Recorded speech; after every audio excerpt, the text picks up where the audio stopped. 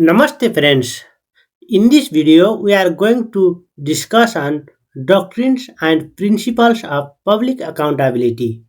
Certain standards have been developed to make individuals involved in the public work accountable and to maintain effective control. These standards were developed through the efforts of civic society working in this field. The Citizen Circle for Accountability in Canada has presented 12 principles of accountability which we are going to discuss.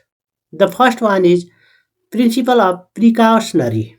This principle emphasizes that every officials or institutions must act with the due caution before taking any decision or action.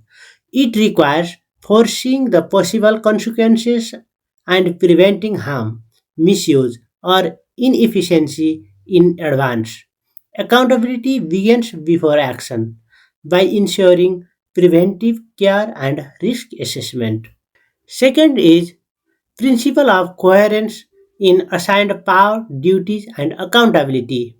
This principle maintains the power, duty, and accountability must be balanced and coherent. A person or institution given certain power must have corresponding duties and must also be held accountable for how those powers are exercised. No one should have power without a responsibility or responsibility without the authority to fulfill it. Third is principle of self-informing duty. According to this principle, every public servant has a duty to remain informed about the law, policies, regulation governing their work. Ignorance cannot be excused. It promotes proactive learning and awareness to ensure informed decision and ethical conduct. Fourth is principle of directing mind. This principle asserts that accountability must trace back to the actual decision maker, the directing mind.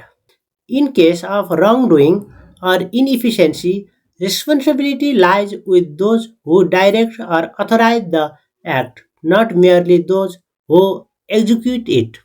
Fifth is principle of intention disclosure. Public officials should make their intentions transparent before taking action or implementing policies. This openness allows others, like citizen, media, or oversight bodies, to understand motives and expected outcomes, thereby minimize hidden agenda or misuse of authority. Sixth is principle of performance disclosure. Accountability requires that performance results be made public. Officials and institutions must disclose what they have achieved in relation to their stated goals, plans, and public commitments. This enables evaluation of efficiency, effectiveness, and honesty. Seventh is principle of wage abdication. This principle implies that remuneration and privilege must be justified by performance and accountability. If an individual fails to perform their duties responsibly, they forfeit the moral or even legal claim to the benefit of their office, including salary, perks, and positions. Eighth is principle of ensuring the precaution taken. When things go wrong, officials should be able to explain what preventive or precautionary measure they took. It is not enough to say an error occurred. They must show that reasonable care and preventive actions were undertaken beforehand.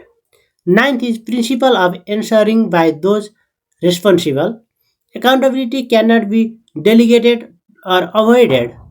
The person or body directly responsible for an action must answer for it. No one can shift blame or hide behind subordinate procedures or collective decisions. Tenth is principle of corporate answering. In organizations or collective entities, accountability is shared corporately. Institutions as a whole, not just individuals, must answer for their collective decisions, policies, and impacts. This ensures systemic accountability rather than merely personal blame. Principle of complete answering. A complete answering means providing full, truthful, and comprehensive responses regarding one's action or decision.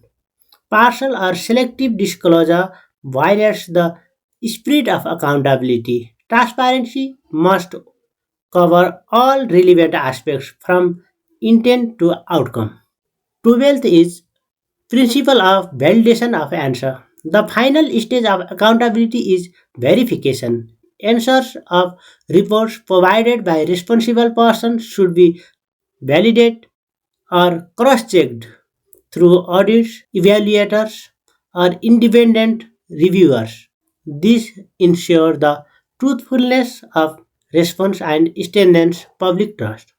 In addition to above, some other principles are also can be considered like principle of answer validly, the principle of institutional accountability, and principle of work disclosure. Let's talk about principle of effective accountability. To make the accountability effective, the roles and responsibilities should be clear. The role and responsibility of parties in the accountability relationship should be well understood and agreed upon. Clear performance and expectations. The objective pursued, expected accomplishments, and operating constraints, including the means used, should be explicit, understood, and agreed upon. Balanced expectation and capacity. Performance expectations should be clearly linked to the balanced with each party's capacity, like authorities, skill, and resources to be delivered. Next one is credible reporting.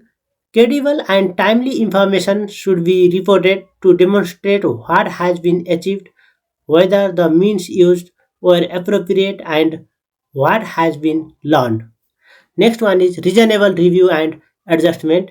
Fair and informed review and feedback of performance should be conducted by parties. Achievements and difficulties should be recognized. Necessary corrections should be made, and appropriate consequences of individuals carried out. Policies for the promoting public accountability could be responsibility and authority should be determined and clear. Guidance and support should provided. The exercise of responsibility and authority should monitor and assessed through periodic review and assessment. Action should be taken for both positive and negative behavior. With this, we conclude this video's discussion. Feel free to comment and put your thought. Thank you very much.